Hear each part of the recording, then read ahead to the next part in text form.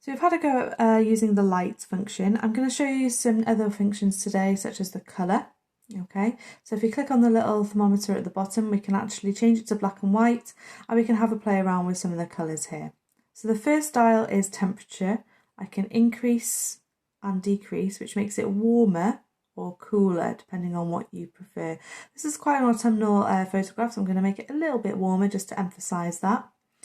We can add a tint of colour here, so if you increase it goes more to the red side, if you decrease it goes more to the green. So have a play around on that function there. We can increase the vibrance or decrease. I'm going to increase because I think it looks quite cool.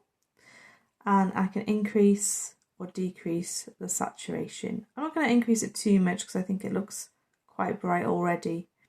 Okay, and then it should look like that. If we go further along on the dials here, we've got another one next to the temperature one, which is effects. There's quite a few little effects you can have a play around with here. So I could increase the texture or decrease the texture to make it smoother. So I'm going to increase, I've got clarity, make it clearer, make it more blurry. I'm actually going to decrease slightly, I think. There's a lot going on in this picture.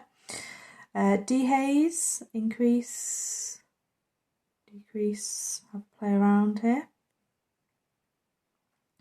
Vignette.